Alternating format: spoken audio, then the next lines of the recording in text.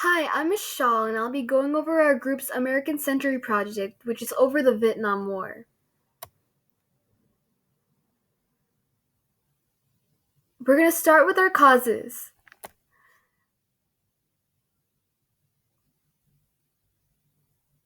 We actually have quite a bit of causes, starting with reason 1 Vietnamese independence.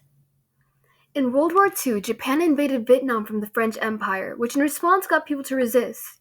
Ho Chi Minh, the leader of this resistance, fought for a communist independence, while Ngo Dinh Diem fought for a capitalist independence. This increased tensions between the two, starting a war based on the independence of Vietnam. In this picture to the right is Ho Chi Minh standing for the independence of Vietnam. This relates to key concept 8.2 because of this newfound independence generated a bunch of political and cultural responses such as a desire to split. Our second reason is the Civil War. In South Vietnam, especially from 1958 onwards, although being under a capitalist republic, many supported uniting the country under Ho Chi Minh's rule due to their dislike of Ngo Dinh Diem. This caused a civil war in the South, increasing tensions for the war. This picture shows the Vietnam War, specifically American involvement in the war. This relates to key concept 8.2 to the various opinions on the government of Vietnam. Our third reason is the domino theory. In the 1940s, there was a strong belief going around that if one country fell to communism, they all would, similar to that of dominoes. The United States of America didn't want Vietnam to fall into communism in fear that it would make them fall into communism as well. This led to them involving themselves into the Vietnam War. This is a picture showing the domino theory, and this relates to key concept 8.1 because it shows America's global leadership attempting to show their control. Our fourth reason is a weak South Vietnamese government. Similarly to reason 2, many people didn't like Ngo Dinh Diem and his form of ruling. For example, he refused to give peasants land and didn't like Buddhism, treating that population poorly. He was known to be a corrupt ruler, resulting in much of the southern population rebelling against him and eventually overthrowing him.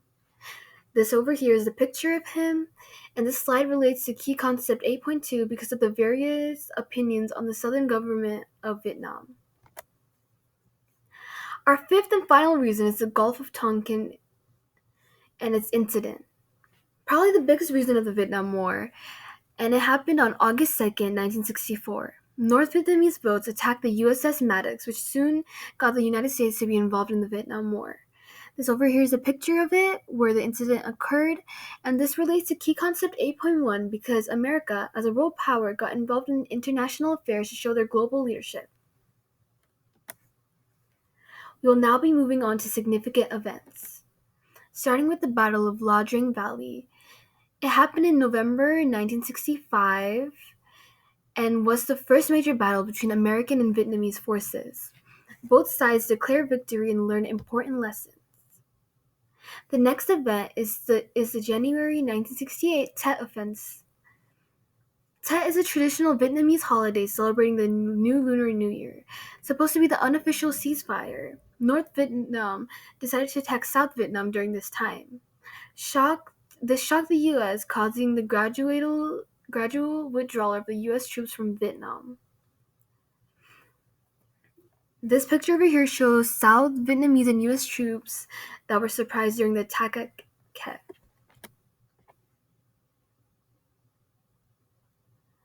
Our next event is the 1972 linebacker operations. This occurred from May to December, and it was when U.S. air attacks on North Vietnam where about 20,000 tons of bombs are dropped over the densely populated regions of Hanoi and Hampong. It helped to hinder the North Vietnamese. This picture it shows the linebacker operations. Our next event is the April 1975 fall of Saigon.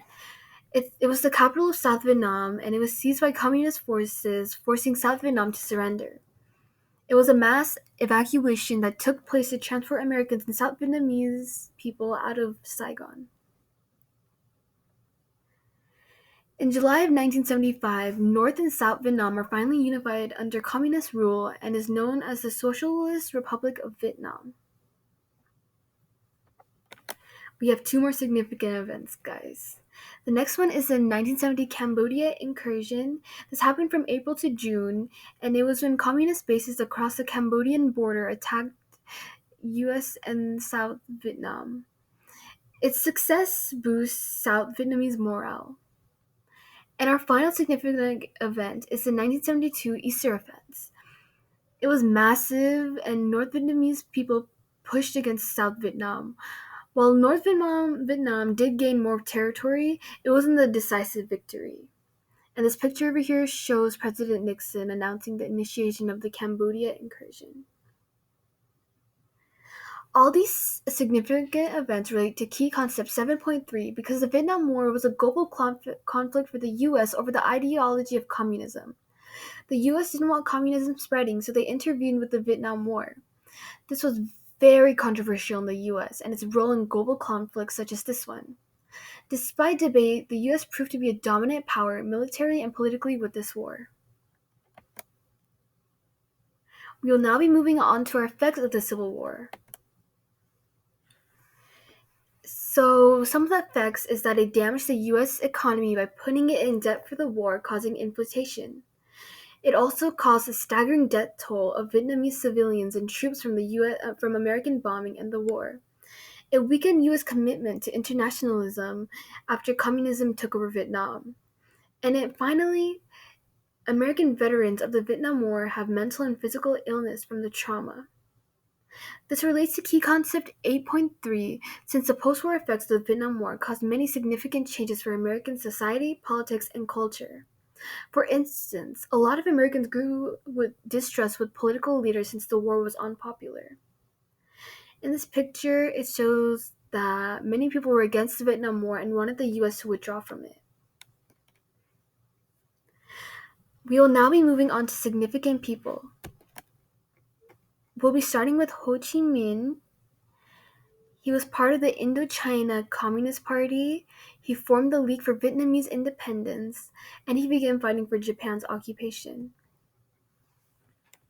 Japan surrendered in 1945, and Ho Min Choi took hold of the city Hanoi, declaring the independence for the Democratic Republic of Vietnam.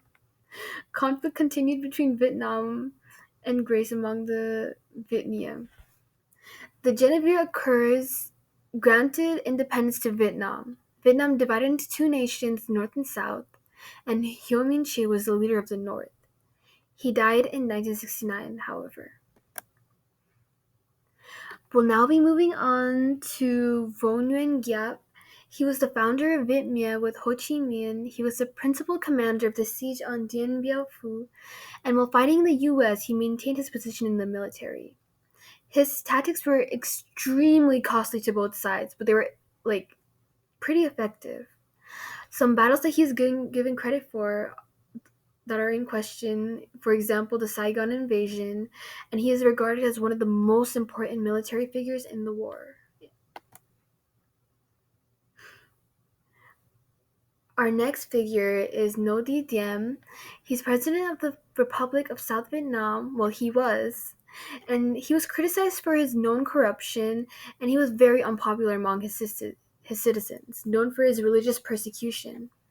He used nepotism to promote his family members to high government positions, specifically his brother to the secret police force. Army officers organized a coup Diem and his brother, and they were both assassinated on November 2nd, 1963. Our final figure is Nguyen Van Thieu. He was the president of the Republic of South Vietnam, and he took part in the coup against Diem. He won presidency, but the election was pretty unfair.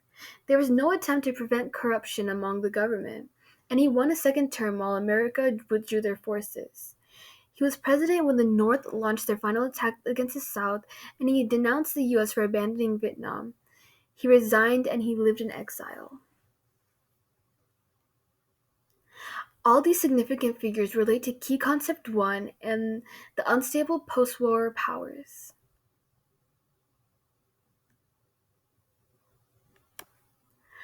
Finally, moving on to US involvement.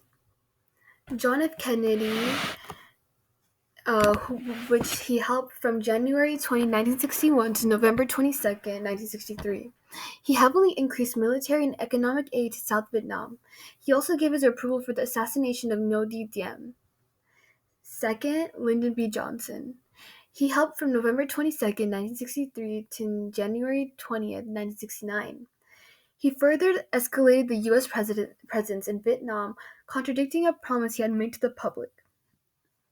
And finally, Richard M. Nixon. He helped from January 20th, 1969 to August 9th, 1974. He was known for being anti-communist, and he tried to organize a peace through threats and bombings in the north, but ultimately withdrew U.S. forces.